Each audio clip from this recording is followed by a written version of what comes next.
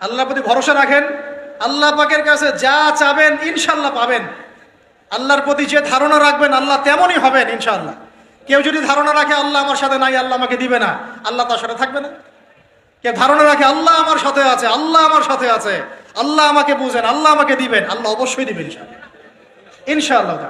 ওয়া মান ইয়াতাওয়াক্কাল আলাল্লাহি ফাহুয়া হাসবুহ, যে ব্যক্তি আল্লাহর প্রতি তাওয়াক্কুল করে আল্লাহ তার জন্য একদম যথেষ্ট হয়ে যাবে।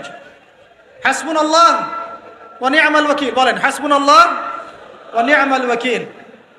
স্ত্রী চুজ করবেন কি দেখে? শ্বশুরের টাকা, যৌতুক নেবেন, দিনদারিতা। আর দিনদারিতা কি বাইরের বোরখা দেখেই ফিক্স করা যাবে? বোরখাওয়ালা মেয়েরা তো এখন গ্রামে গঞ্জে হাট বাজারে সব জায়গায় ক্যাফে কফি শপে বসে বসে ডেটিং করছে না? বোরখাওয়ালা মেয়েদের কত ড্যান্স দেখা যায় ইউটিউবে, অনলাইনে। ভাই এগুলো আমি দেখি না, কিন্তু চোখে পড়ে যায় মাঝে মাঝে। 3 নম্বর কি বলেছে ভাই বলেন? আদর্শ পরিবার গঠন করা। কোন বইয়ের নাম বললাম? কার বই পড়বেন? আল্লামা তাকি উসমানী দামাত বারাকাতু। বইটার নাম কি?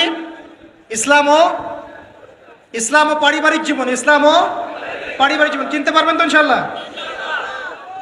বন্ধুদের সাথে চা খেতে বসলে 1000 টাকা বিল হয়, এখন 500 টাকা বিল হয় না? একটা বই কিনতে 200 টাকা লাগে না। কিনতে পারবো কিনা? যারা বই কিনে বইয়ের প্রতি মহব্বত রাখবে আল্লাহ ওদেরকে এলেম দান করবেন ইনশাআল্লাহ। আমি একদিন বলেছি না, বই নিয়ে একটা লেকচার দিয়েছি না? বই কিনতাম টাকা বাঁচিয়ে বাঁচিয়ে। বিশ্বাস করেন এখন বই হাদিয়াই পড়ে শেষ করতে পারি না আমরা। হাদিয়ার পর হাদিয়া বই পড়ে আছে বাসা, শেষই করতে পারছি না। বইয়ের প্রতি মহব্বত রাখেন, আল্লাহ পাক আপনাকে অনেক জ্ঞান দিবে ইনশাআল্লাহ। 4 নাম্বার, খুব শর্ট করে শেষ করি। 4 হচ্ছে আমাদের রিজিকটা হালাল করতে হবে। রাজি আছি ইনশাআল্লাহ? রিজিক হালাল মানে কি? রিজিকের মধ্যে কোনো সুদ থাকবে না। রিজিকে কোনো সুদ যে খায় সে মায়ের সাথে জেনা করে। সুদ যে খায় সে আল্লাহ এবং তার রাসূলের সাথে যুদ্ধ করে। আমি এমন একজন ব্যক্তির কথা শুনেছি যে সুদ খেত, আল্লাহ মাফ করুক তাকে, আল্লাহ মাফ করুক।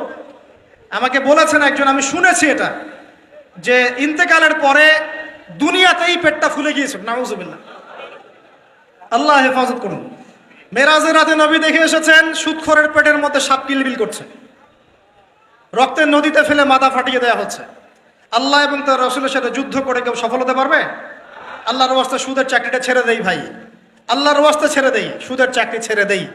আল্লাহর হাতে আমার রিজিক, আল্লাহই খাওয়াবেন ইনশাআল্লাহ। সারা দুনিয়ার লক্ষ কোটি মাখলুককে আল্লাহ যদি খাওয়াতে পারেন, আমাকেও সুদ ছাড়া খাওয়াতে পারেন ইনশাআল্লাহ। খালি ধৈর্য ধরেন, রিজিক আসবেই ইনশাআল্লাহ। আর যেখানে ঘুষ সেখানে নাই, যেখানে ঘুষ সেখানে আমি নাই। এখানে ভাই যদি কোনো সরকারি কর্মকর্তা থাকেন বা কেউ যদি ঘুষের সাথে সম্পৃক্ত থাকেন, সরকারি বেসরকারি যেই হন, আজকে রাত্রে বাসায় গিয়ে খাস তওবা করে নেন। আল্লাহ, আমি জীবনে যত অর্থনৈতিক অন্যায় করেছি আমাকে মাফ করুন। আল্লাহ পাক মাফ করে দিবেন ইনশাআল্লাহ। এবং আগামী জীবনে ঘুষমুক্ত জীবন যাপন করার চেষ্টা করি। আল্লাহ তৌফিক দান করুন। অমুসলিমরা এখন এইসব সংস্কৃতি মেনে চলে, মুসলিমরা কেন মানবে না? মানা উচিত কিনা? আল্লাহ তৌফিক দান করুন। আর ব্যবসার মধ্যে কিন্তু অনেক রিজিক আছে। 10 ভাগের 9 ভাগই কোথায়? ব্যবসায়। শুধু চাকরির পিছনেই ছুটবেন না। আর চাকরি যদি করেন অনেস্টির সাথে করবেন, উদ্যোক্তা হন, অর্থনৈতিকভাবে নিজেকে স্বাবলম্বী করার চেষ্টা করেন, তারপরে বিয়ে শাদী করতে যান। আল্লাহ পাক তৌফিক দান করুন। না হলে ছেলে মানুষের সম্মান কমে যায়। ছেলে মানুষকে হাত পাততে হলেই সম্মান কমে যায়।